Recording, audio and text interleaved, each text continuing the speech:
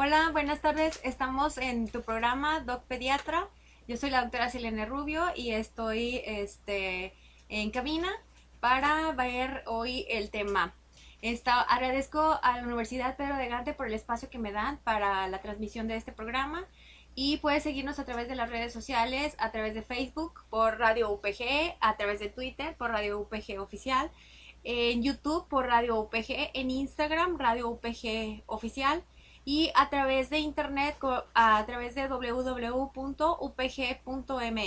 Y los teléfonos que tenemos en cabina es 8186-03-3603 y 8186-03-3602.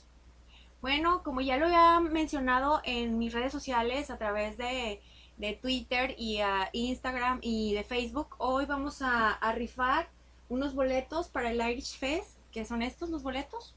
Durante el programa te voy a pedir cuáles son las dinámicas. Ya había solicitado, estos son los boletos que tenemos para rifarlos durante el programa. Y ya durante la transmisión ya había mandado por ahí unos posts a través de Facebook y a través de las redes sociales en el que se les hacía la invitación. Van a estar grupos como Inspector y Genitalica, entre otros, además de pues todas las convivencia con todos los eventos de irlandeses, ¿verdad? Parece que va a haber ahí exposiciones de bebidas, entre otras cosas.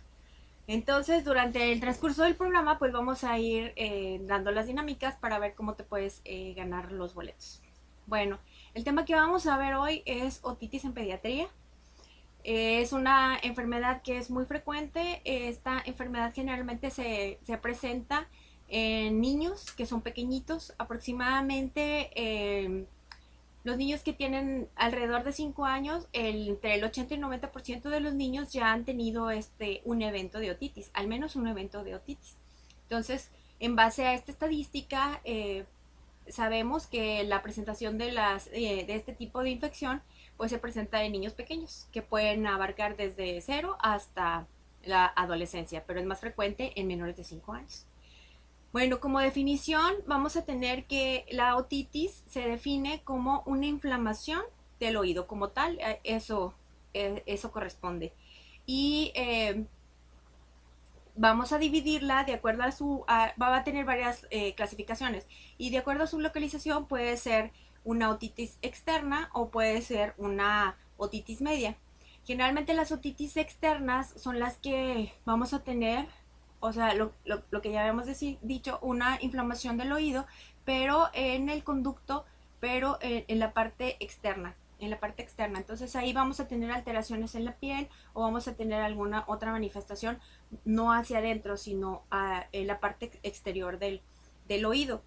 Y la otitis media, aquí vamos a tener una secreción o una inflamación, pero ya a nivel del conducto medio, o sea que es más difícil de visualizar, y ya necesitamos un aparato o un equipo especial para poder llegar al diagnóstico certero. Y por el tiempo de evolución lo podemos catalogar como una otitis aguda o como una aguda recurrente o como una otitis crónica. Las agudas, como su nombre lo dice, pues el evento es espontáneo, brusco y no tiene una duración más allá de 10 días. En la recurrente, aparentemente el paciente ya va mejorando, pero va a tener recaídas frecuentes y puede tener al menos 3 episodios de otitis, o sea, de la misma sintomatología, durante 6 meses. Y los pacientes con una otitis media crónica o pacientes con otitis externa crónica son aquellos pacientes que sus problemas son tan frecuentes que van más allá de los 6 meses. Pues vamos a hablar acerca de los gérmenes que son causantes de esta enfermedad, de la otitis. Dentro de los gérmenes que está el más frecuente es el Streptococcus pneumoniae. Después vamos a tener al Haemophilus influenzae, que más o menos es aproximadamente de un 10 o un 20%. El Streptococcus pneumoniae o el neumococo es el responsable de más del 30% de los casos. En otros gérmenes es Moraxella catarrhalis, Streptococcus pyogenes, E. coli, Pseudomonas aeruginosa. Bueno, esta parte sí es muy importante que la conozcamos, sobre todo los que manejamos los niños y lo que es el área médica, porque en base al germen responsable, pues debemos de iniciar un tratamiento empírico para combatir este germen. Si sabemos o conocemos cuál es el germen causante de esta patología, pues entonces nosotros ya administramos antibióticos específicamente para este tipo de gérmenes que son los más frecuentes en nuestra comunidad. Bueno, entonces sabemos que el Streptococcus pneumoniae, como es el responsable mayor, o sea, de más del 30% de este tipo de problemas, eh, estamos encontrando que muchas alto porcentaje de resistencia a antibióticos. Antes nosotros recetábamos penicilina, era lo más frecuente que tú llegabas al consultorio con un niño que te padecía este tipo de problema y la penicilina era muy sensible, o sea, tanto la penicilina inyectada, intramuscular o la oral, y respondía perfectamente. Debido al uso indiscriminado de antibióticos, tanto por parte de las mamás y por parte de los médicos, hemos tenido resistencia de antibicobrana, o sea, de los antibióticos hacia los gérmenes. Entonces nosotros mismos estamos creando la resistencia hacia las bacterias. Y entonces nuestros protocolos de inicio de antibióticos nos están cayendo en resistencia. Entonces, antes la penicilina, iniciábamos penicilina y el paciente siempre mejoraba. Posteriormente empezábamos con amoxicilina y el paciente mejoraba. Y ahora ya no podemos iniciar con este tipo de medicamentos porque ya tenemos una resistencia. Vemos que a la revaloración del paciente, que es aproximadamente a las 72 horas, persiste con fiebre y con sintomatología, lo que nos hace cambiar o bien aumentar la dosis del antibiótico o nos hace cambiar de antibiótico. Entonces, por eso insistimos mucho y ya se han hecho lineamientos a través de la FDA en el que los antibióticos pues deben de ser controlados. Antes la población en general pues podía ir a una farmacia común y corriente y llegar y solicitar el antibiótico. Ahora se necesita receta precisamente por eso, por la resistencia antimicrobiana. Nosotros mismos estamos generando que este bicho cree la resistencia al estar administrando indiscriminadamente los antibióticos en procesos respiratorios que generalmente son virales. Y a veces pasa de que, por ejemplo, las mamás van frecuentemente con un doctor y luego con otro doctor y con otro médico hasta que después de una búsqueda de un antibiótico finalmente se lo dan, pero realmente le estás causando un daño a tu hijo, no le estás causando un beneficio, porque a veces nada más las mamás van a solicitarte el antibiótico. Y muchas veces pues algunos médicos se sienten presionados por esta situación y pues se lo administran, pero en vez de mejorar la condición del niño, realmente la estamos empeorando, porque estamos empeorando la resistencia bacteriana, aparte del barrido de la flora intestinal. Bueno, entre la epidemiología acerca de esta patología de la otitis van a existir factores de riesgo. Los factores de riesgo pueden ser familiares o pueden ser ambientales. Dentro de los factores de riesgo ambientales, pues tenemos lo que son la historia de otitis en la familia. Eso a veces se ha relacionado, por ejemplo, que el papá, la mamá o algún primo o a varias personas en la familia tengan historias recurrentes de otitis. Esto se ha relacionado con un defecto anatómico de la trompa de Eustaquio, que es una porción del oído, y esto genera pues infecciones recurrentes de los oídos. La otra sería es que es más frecuente en los niños que en las niñas.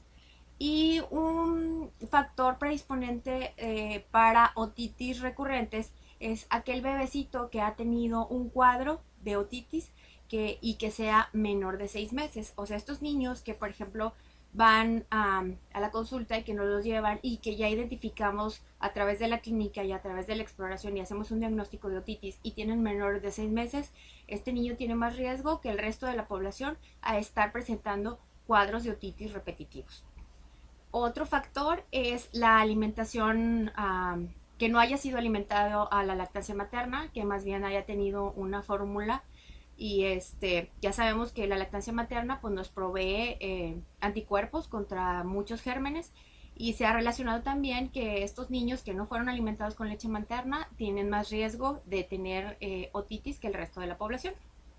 Dentro de los factores que son externos, pues son todos aquellos pequeñitos que van a la guardería. Sabemos que el contacto continuo en los niños con guardería y las mamás que que llevan a sus hijos a las guarderías se dan cuenta que apenas segundo día que lo llevan a la guardería, el niño ya trae mocos y son mocos espesos, verdosos, amarillosos, empiezan con fiebre y tienen cuadros repetitivos de infecciones respiratorias altas. Y esto es por la convivencia cercana de los niños. Sabemos que los niños son portadores de gérmenes, entonces si hay convivencia entre ellos, se intercambian los juguetes, el aseo, entonces aquí mismo es donde se propician las infecciones y se están pasando de uno a otro los niños, entonces, el germen, entonces esto condiciona los niños que van a guardería, e incluso hay niños que desde los 45 días de vida pues ya asisten a una guardería, estos son los que tienen mayor riesgo a tener cuadros de otitis. La otra es, por ejemplo, es que en el ambiente donde el niño se está desarrollando, ya sea en casa de los cuidadores, que sean los abuelos, familiares, etcétera, o en su propia casa, haya fumadores activos. Como hemos comentado en otras ocasiones, con infecciones respiratorias y asma, también la otitis está relacionada a la exposición de humo. Y el clima sabemos que en la temporada invernal es una temporada en la que hay muchos cambios climatológicos y que favorece la otitis. ¿Cómo vamos a hacer el diagnóstico de una otitis? Bueno, en los niños muy pequeños, en aquellos que son menores de un año, el diagnóstico a veces suele ser un poquito difícil, porque la única manifestación que pueden tener solamente es fiebre y algunos picos aislados, no puede ser tan marcada la fiebre o puede ser febrícula. Sabemos que febrícula lo consideramos arriba de 37.5. Primero hay que hablar de los rangos normales de la temperatura. Los rangos normales son de 36.5 a 37.5. Si tu bebé tiene 37.5 hacia arriba, lo que debes de hacer, y a lo mejor lo sientes distérmico es que a lo mejor las manitas están frías y la cabecita está un poquito caliente, entonces ahí lo que hacemos es quitar el exceso de ropa y volvemos a checar la temperatura unos 5 minutos después. Si persiste arriba de 37.5 podemos decir que es febrícula, arriba de 38 ya lo consideramos fiebre, entonces ese es uno de los síntomas que puede presentar el niño. Aparte de la fiebre, en los niños pequeños, en los menores de un año, lo que van a tener es irritabilidad. El niño está llorando constantemente, llora, está muy irritable. A lo mejor durante periodos logra conciliar el sueño, pero despierta bruscamente llorando como si le doliera algo, pero no logran identificar cuál es el motivo del llanto. Se checa el pañal, revisan que le dan su toma de biberón, a lo mejor checan que si está frío, que a lo mejor tenga fiebre y aparentemente todo está normal, pero el niño permanece llorando. Entonces, como los niños están muy chiquitos, estos a esta edad no alcanzan a exteriorizar qué es realmente lo que le pasa, solamente lo que tienen es llanto, a veces es difícil poder llegar al diagnóstico solamente con los síntomas. Generalmente nos los llevan a la consulta y te dice eso la mamá, es que está muy llorón, le trato de dar a lo mejor paracetamol, que es lo que generalmente siempre tenemos a la mano en casa, y mejora temporalmente, a lo mejor unas 2 o 3 horas, pero otra vez empieza a llorar y permanece llorando. Otro de los síntomas que pueden presentar a lo mejor y que ya no lo refieren en los niños más grandecitos, a lo mejor de 2 a 3 años, es lotalgia. Y la otalgia la manifiestan, se están tocando constantemente el oído y, y además del llanto y de irritabilidad, pueden tener vómitos y a veces la sintomatología puede ser muy ambigua. Te lo llevan casi siempre a consultar por eso, por llanto, irritabilidad, a lo mejor porque se está agarrando un poquito el oído y porque deja de comer.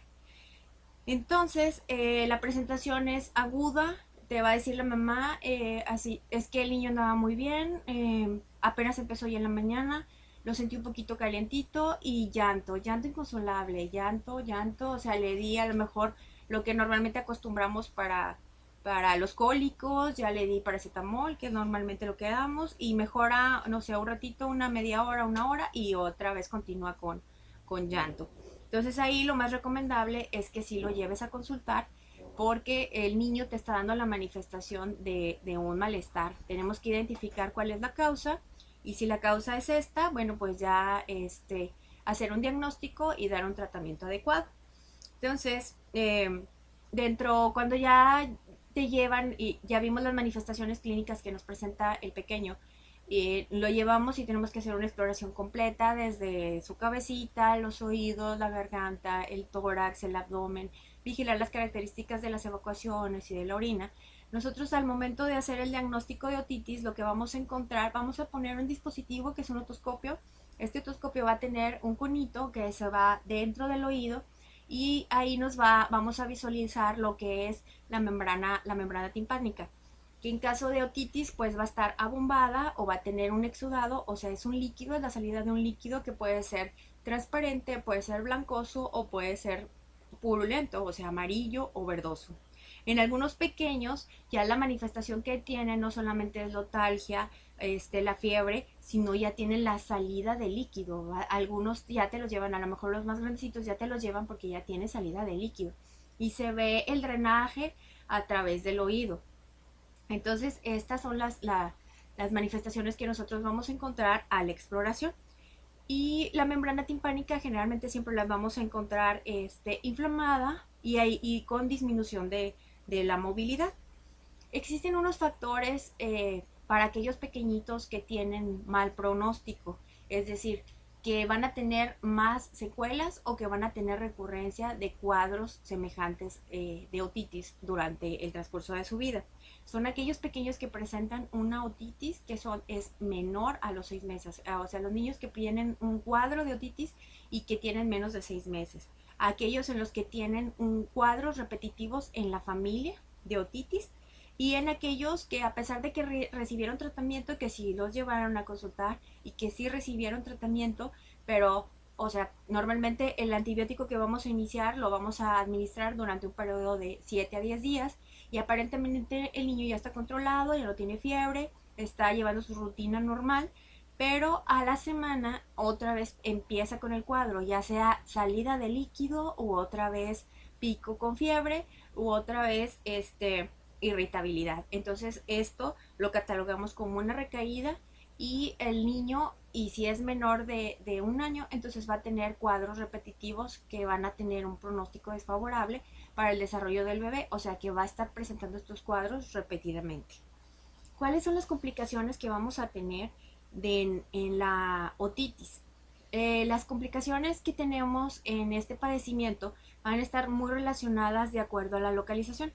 Tenemos el oído en esta parte, entonces todos los tejidos que estén alrededor de nuestro oído, que si tenemos muchos tejidos, ya sea de tipo orgánico o de tipo nervioso o de tipo muscular, pues pueden hacer y pueden generar que tengamos complicaciones. Entonces aquí tenemos muy cerca al oído, tenemos el maxilar, el hueso maxilar, entonces ahí lo que podemos tener como contigüidad, le llamamos contigüidad, o sea que está muy cercano, tenemos el maxilar, entonces ahí podemos tener una inflamación del hueso y de todos los tejidos, o sea, ya sea del músculo y de la grasa que está afectando de manera local, porque pues la bacteria se sigue reproduciendo y no solamente está invadiendo el oído, sino que ya está invadiendo los tejidos cercanos. Entonces, una de las complicaciones que podemos tener es la mastoiditis.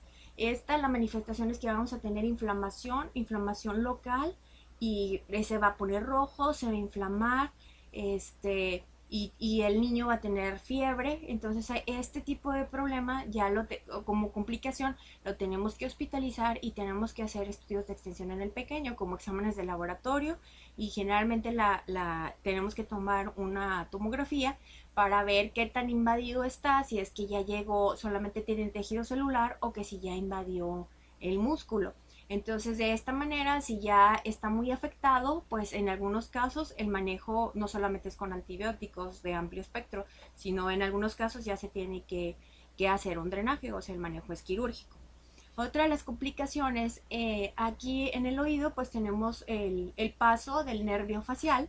Entonces, este nervio pues se ve afectado por la inflamación local. Entonces, vamos a tener una inflamación y la manifestación de la inflamación del nervio pues va a ser una parálisis facial. ¿Cómo va a ser la manifestación? Bueno, más o menos voy a simularlo. El niño va a tener desviación de la comisura labial, o sea, una parte la mueve, la otra parte no la mueve. De ese mismo lado va a tener salivación y y no va a poder comer, precisamente porque una parte de la cara pues no está bien inervada, está inflamado el nervio, entonces de esta manera va a tener esa manifestación. Otra de las complicaciones que se puede presentar es la laberintitis. La manifestación que va a tener es que el niño va a estar mareado constantemente, o vértigo. Vértigo es eso que van a tener mareos, y es porque dentro del oído también tenemos el sentido de está ubicado ahí también el laberinto, y aquí tenemos en este segmento tenemos lo que es la estabilidad, y si se inflama pues vamos a tener lo que es la laberintitis y el vértigo. Otra manifestación que es poco frecuente pero que sí puede ocurrir es la meningitis. Estamos en el oído, en la porción del oído, entonces está muy cercano hacia adentro y conecta el oído con los drenajes, ya sea hacia la nariz, hacia la garganta, pero también hacia el cerebro. Entonces por eso podemos tener por contigüidad afectación de la misma bacteria que se vaya reproduciendo a través de la sangre o a través de, como hemos visto, de los tejidos, y llegar e invadir hasta el cerebro. Esta es una complicación seria y grave que puede tener consecuencias severas. Ahí mismo ya después dentro del cerebro también podemos tener la complicación que es un absceso cerebral. Este es un diagnóstico que es grave. El manejo también es intrahospitalario, y de acuerdo a la evolución del paciente y la respuesta que tenga al tratamiento pues ya se decide si se tenga que operar o se puede manejar conservadoramente solamente con antibiótico. Y una de las complicaciones que a veces tomamos o restamos importancia cuando decimos, pues qué mamá no ha dicho, así como que, llevé a consultar a mi niño y me dijeron que tenía otitis. Sí, pero si los cuadros son repetidos, y ya hablamos de los pequeños que pueden tener factor de mal pronóstico, que son aquellos que tienen menores de 6 años, y cuadros repetidos de otitis en la familia, o aquellos que acuden a guardería o que tienen recaídas de cuadros de otitis, es cada vez que el oído se inflama, pues va a tener repercusiones sobre todo en la audición. Entonces, aquellos niños que tienen cuadros repetidos de otitis, lo que les puede causar, como estamos hablando, son de pequeñitos, de menores de 5 años, la gran mayoría de ellos, lo que van a tener es una hipoacusia, o sea, que se pueden quedar sordos. Y puede ser, esta hipoacusia pues puede ser permanente. Entonces vamos a tener afectación de lo que es la membrana timpánica, en algunas ocasiones ya está rota y tarda en recuperarse, y luego si repetidamente se está lesionando debido a los factores externos o a los factores hereditarios, se recurrentemente está teniendo cuadros, entonces se ve más afectada, y de esta manera lo que va a pasar es que el niño, la agudeza auditiva va a estar disminuida, pero en algunos pequeños puede llegar a tener una sordera, o sea, hablando de, bueno, el concepto es eso, es sordera, para poderlo, para que nos podamos entender. Digo, el concepto técnico médico es hipoacusia, pero en realidad es sordera. Y como son niños pequeños, y por ejemplo aquellos que van aquellos que van a iniciar los cuadros, o que ya iniciaron el cuadro en menores de 6 meses, la primera manifestación, o la manifestación que van a presentar, pues va a ser retraso en el lenguaje. Bueno, entonces en un momento vamos a ir a un corte y vamos a seguir hablando acerca de esta patología. Bueno, a través de mis redes sociales ya habíamos platicado acerca de la rifa de boletos. Aquí están los boletos, y te voy a pedir que si tú quieres obtener estas entradas para el Irish Fest, que es este viernes y sábado, nos tomes un screenshot y nos los mandes a los teléfonos que tenemos en cabina. Es el 81 86 03 36 03 y es 81 86 03 36 02, para que obtengas tu boleto y puedas ir a ver a Genitalica e Inspector. Bueno, y te invito a que me sigas a través de las redes sociales, a través de Facebook. Estoy como Selene Rubio o Doc Pediatra o Pediamedics. Ahí me puedes encontrar y aparte puedes encontrar consejos acerca de patologías de pediatría. Mi consultorio está en Centro Médico Hospitaria, es el consultorio 304 y el teléfono del consultorio es 88 81 63 63 y mi teléfono para en caso de urgencia es 81 81 87 0765. Eh, pues estoy para servirte. Estoy asociada con todas las redes, todas las redes, AXA, etcétera, todos. En caso de que tu niño necesite hospitalización y esto puedo recibir a pequeños, bueno, y en todos los hospitales y además pues la consulta privada. Bueno, entonces espero tus mensajes y tus screenshots para darte los boletos y que los teléfonos son 81 86 03 36 03 y 81 86 03 36 02 y te voy a pedir por favor que compartas la publicación que es a través de redes sociales, a través de Instagram y a través de Facebook. Está como Pediamedics o Doctora Selene Rubio, igual en ambos, en Facebook y a través de Instagram, para que me puedas seguir y aparte te vayas a este concierto que va a ser durante el fin de semana y que tiene unas buenas propuestas para divertirte durante el fin de semana. Bueno, y está hablando acerca de mi ubicación. Bueno, yo estoy en Centro Médico Hospitaria, es el consultorio número 304 y los teléfonos del consultorio es 81 81 83 03. No, el teléfono del consultorio es 81 81 87 0765 y 88 81 63 63.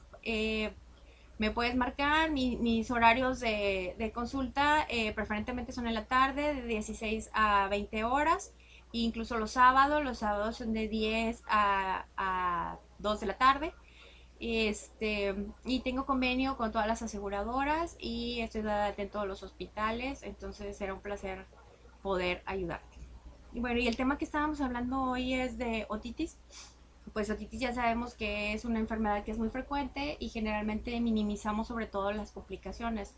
Eh, Estábamos hablando acerca de las complicaciones que se pueden presentar y de que muchas veces no llevamos a consultar al niño porque pareciera otro cuadro que no es un cuadro de otitis porque las manifestaciones son muy ambiguas, o sea, dolor, llanto, cólico, fiebre, que pueden ser manifestaciones de cualquier otro tipo de enfermedad y si no lo llevas a consultar, pues se puede ir por ahí el diagnóstico y y podemos tener las complicaciones. Bueno, entonces vamos a regresar al programa a través de línea y continuamos.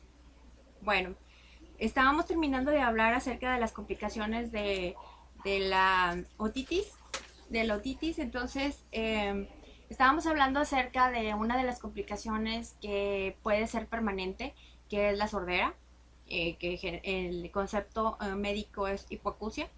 Y esta se va a presentar principalmente en aquellos pequeños que van a tener cuadros de otitis repetitivas y hablábamos acerca de los factores que tienen algunos ciertos niños para poder producir este tipo de enfermedades, que era como los antecedentes familiares de cuadros repetidos de otitis, aquellos que van a tener un cuadro de otitis que son en menores de 6 meses y aquellos, por ejemplo, que a pesar de que recibieron tratamiento, durante los primeros eventos pues van a tener recaídas frecuentes. Entonces estos niños que van a tener pues se lesiona constantemente lo que es el oído y la complicación más severa de esta situación pues es que van a tener disminución de la agudeza auditiva y que la manifestación que vamos a tener en los niños pues va a ser alteraciones en el lenguaje. Generalmente nos van a llevar a estos niños, algunos niños nos los llevan muy temprano, algunos otros niños nos los llevan hasta que llegan al kinder o hasta que entran a la escuela y la manifestación es que no habla. Entonces aquí vamos a tener un retraso en el lenguaje o generalmente los niños, el inicio del lenguaje pues debe de ser desde los 12 meses de edad.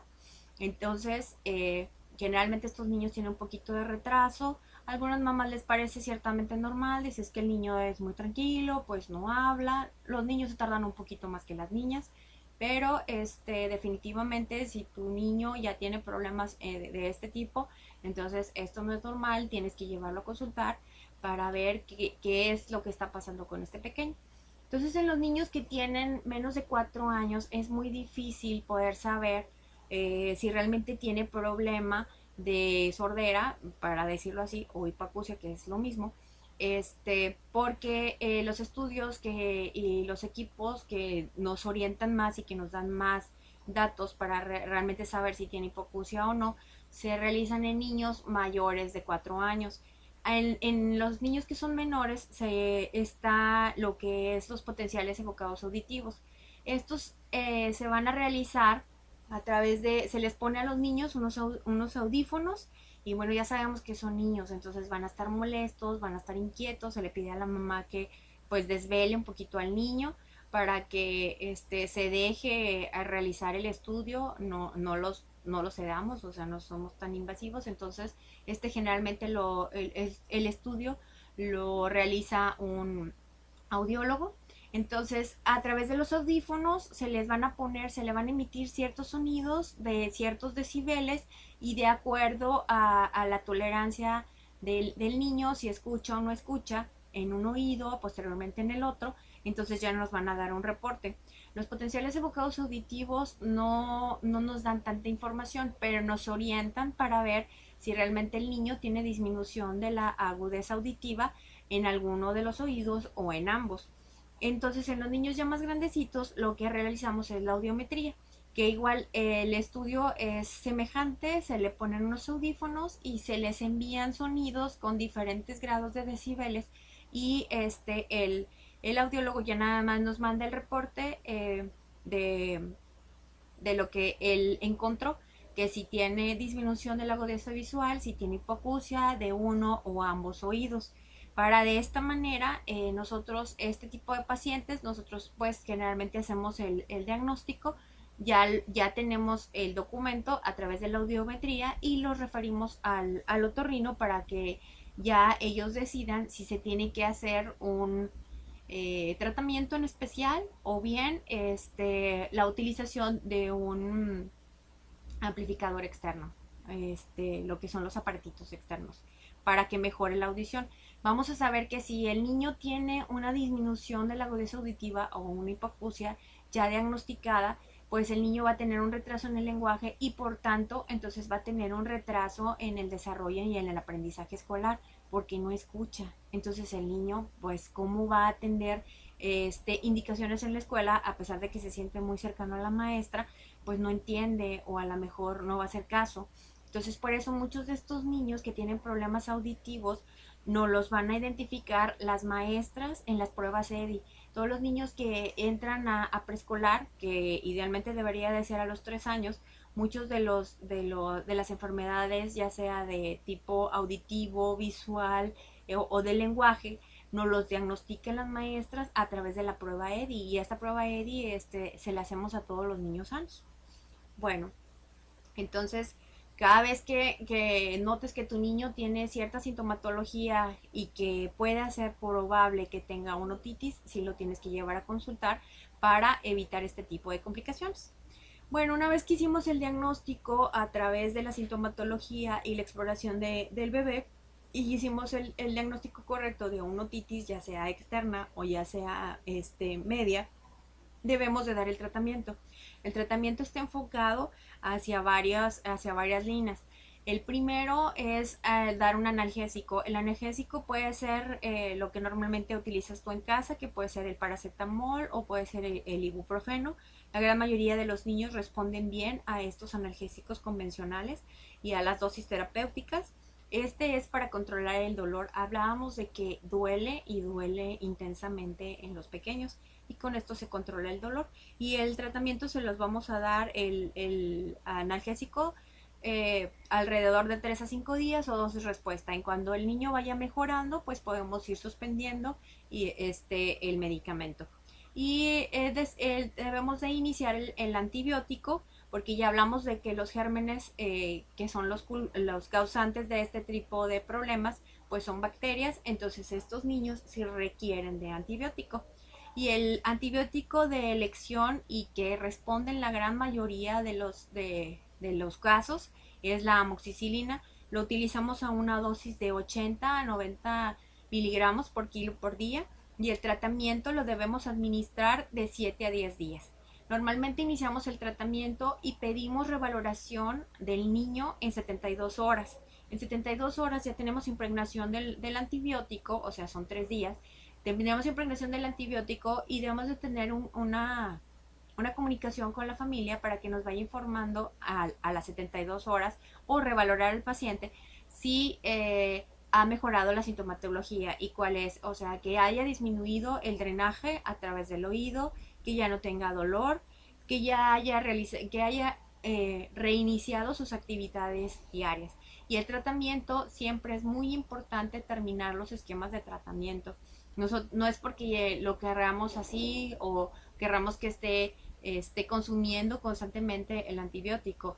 El asunto es que debe determinarlo de 7 a 10 días para erradicar completamente el germen y que no se vaya a quedar por ahí y después tener cuadros repetidos o recidivas, o sea, que apenas va mejorando, tú dices, ah, bueno, es que ya se terminó el frasquito, el niño ya está muy bien, pues sí, pero terminó solamente 5 días, te están faltando otros 2 o te están faltando otros 5 de acuerdo a lo que tu médico te haya indicado, entonces luego tenemos recaídas, entonces por eso hacemos mucho énfasis en los días de antibiótico, entonces lo correcto no es de que ya mejoró y ya se terminó el botecito, ya lo voy a suspender, no, lo correcto es que el antibiótico se administre durante los días correspondientes que te haya indicado el médico para evitar las complicaciones.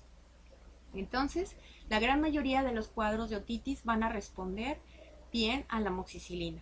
Si revaloramos a nuestro paciente a las 72 horas y el niño persiste con fiebre, sigue con notalgia o sigue con secreción, entonces podemos cambiar a una modalidad de una cefalosporina de tercera generación, como pudiera ser cefuroxima,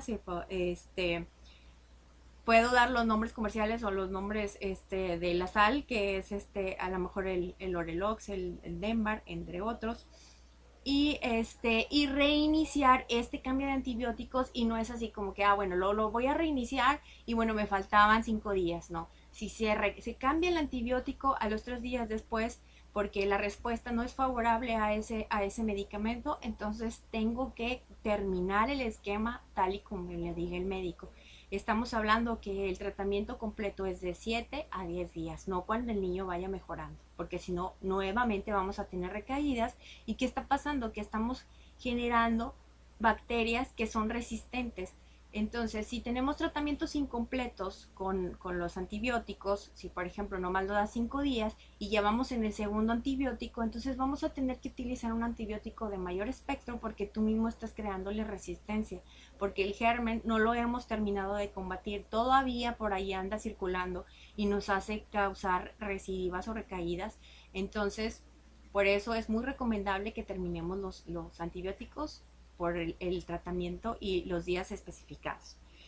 En aquellos niños que ya cambiamos el antibiótico y volvemos a revalorar el paciente y persiste con la misma sintomatología, que sea drenaje o que siga con la fiebre, entonces estos pacientes ya los tenemos que referir al otorrino. Aquí el otorrino pues va a hacer una exploración y generalmente lo que hacen es una timpanocentesis a través de un procedimiento que ya es quirúrgico.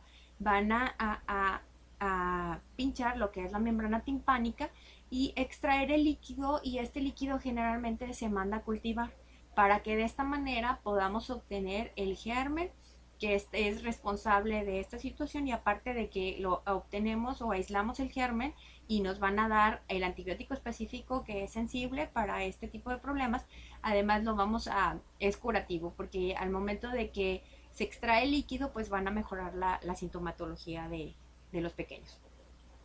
Entonces, en aquellos pequeños que sean alérgicos a la penicilina tenemos otras opciones de tratamiento como sería la claritromicina o la citromicina o la eritromicina, a las dosis convencionales y por el tiempo establecido, que es la misma cantidad de 7 a 10 días. Bueno, entonces las indicaciones que tenemos para referir a los pacientes nosotros de pediatría hacia el otorrino van a ser aquellos pacientes que después de que ya cambiamos el antibiótico, el niño persiste con la sintomatología, entonces lo tenemos que referir al otorrino. En aquellos pacientes que tienen otitis crónica, o sea, la otitis crónica ya la hemos definido, es aquellos niños que van a tener un cuadro, ya sea cuadros como la sintomatología que comentamos o drenaje, que es por más de 6 meses, o los que tenemos de repetición, o aquellos que están relacionados a otros problemas como rinitis o hipertrofia adenoidea. En esos pequeños que, por ejemplo, ya en temas anteriores hablamos de rinitis, entonces ahí ya podemos a través de radiografías y diagnosticar si tiene hipertrofia de adenoides o hipertrofia de cornetes o rinitis. Entonces estos pacientes también los tenemos que referir al otorrino para ver si son candidatos a un manejo adicional aparte del que ya le estuvimos administrando. Y en aquellos pequeños en los que tienen ya el diagnóstico de hipoacusia, aquellos en los que ya los llevamos y que ya se les realizó los potenciales evocados auditivos y la audiometría, estos pacientes los tenemos que referir a otorrino y ellos al otorrino laringólogo y ellos ya definen cuál es el manejo de este paciente. La profilaxis, o sea, es la manera de prevención. Tenemos una manera de prevención excelente, es a través de la vacuna. En el sistema de vacunación que está en nuestro país y que es mundial, existe ya la vacuna del neumococo que se administra, ya tiene sus fechas de administración. Y en el sistema básico de salud se están administrando 3 dosis, pero lo recomendable es que la administres la cuarta dosis. Esta tú la puedes conseguir, pero es en el medio privado. En el sector salud solamente se administran 3 dosis. Con esto tenemos una buena cobertura, pero no tenemos la cobertura al 100%. Por eso se ha decidido administrar la cuarta dosis para que quede una cobertura más amplia. Entonces, de esta manera, como ya estábamos hablando que el germen responsable en el más del 30% de los cuadros de otitis es neumococo, pues entonces si tú le pones la vacuna, pues tu niño va a quedar inmune a este tipo de enfermedades, o más bien la causa pues puede ser no neumococo, sino otros gérmenes, pero al menos por ya va a quedar protegido, pero en un alto porcentaje. Y en épocas, aquellos niños que tienen cuadros repetitivos de otitis, y que por ejemplo tienen una otitis crónica, generalmente en las épocas invernales lo que usamos es utilizar amoxicilina durante la época invernal, pero en dosis más bajitas de lo convencional y solamente en una dosis al día y durante los meses de invierno, que precisamente para evitar que se esté creando resistencia, pero son dosis muy pequeñas. Y con esto, si el niño estaba teniendo 4 o 5 episodios durante el periodo de invierno, pues se reduce a lo mejor a 1 o 2. Y de esta manera evitamos las complicaciones de hipoacusia, como le estábamos comentando. Aparte de estas medidas, podemos y debemos de insistir en que se tienen que hacer aseos nasales y limpiarse bien las secreciones de la nariz, porque al momento de que no o sea, se está produciendo mucho moco y se pueden formar pequeños tapones, y esto puede condicionar a que tengamos más problemas en el drenaje de líquido. Entonces se le pide a los niños que tomen muchos líquidos y que hagan un adecuado aseo nasal. En los niños grandecitos, por ejemplo, en los que ya son escolares, se les pide que mastiquen chicle y de esta manera se fluidifica el paso de líquido para que se pueda liberar. Además, en las otitis externas, o sea, en las que el conducto auditivo está inflamado en la porción más hacia afuera, aquí está indicado la administración de pequeñas gotas que tienen, además de analgésico, tienen anestésico y antiinflamatorio, y algunos tienen también antibiótico para aliviar las molestias de los síntomas. Estos no se pueden utilizar en todas las otitis, solamente se utilizan en las otitis externas. Y aparte de los factores ambientales que tenemos que reducir o eliminar, como sería el humo o ambientes muy contaminados.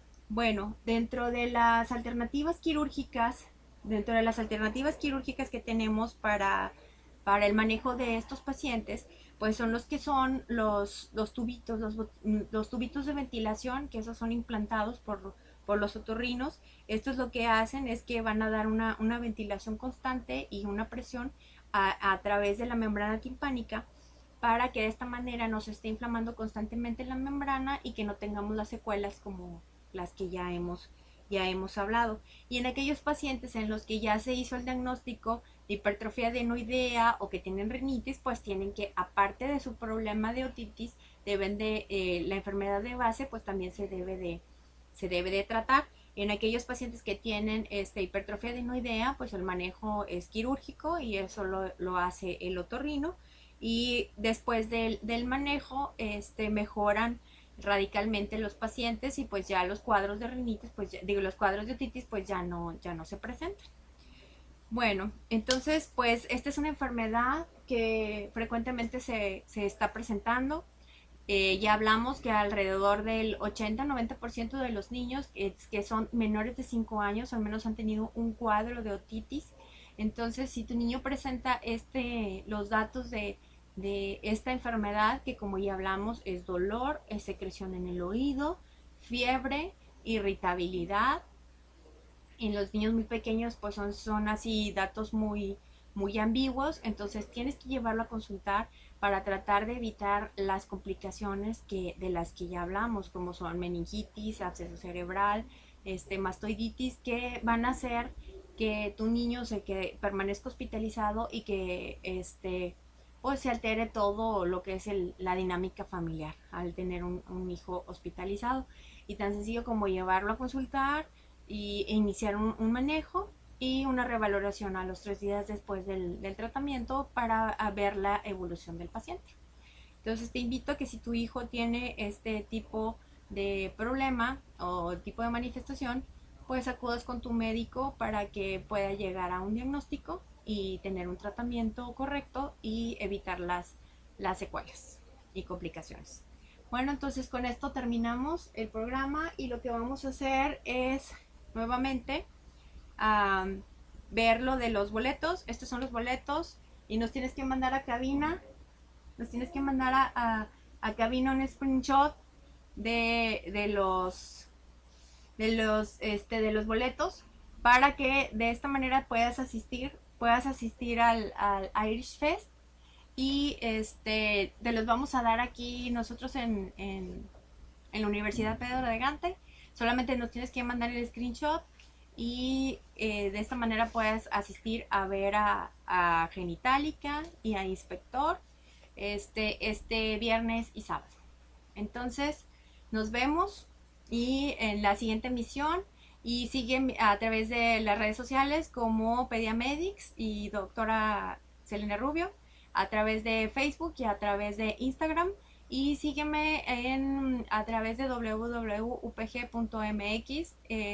los días martes de 3 a 4 de la tarde. Entonces nos vemos en el siguiente programa y gracias.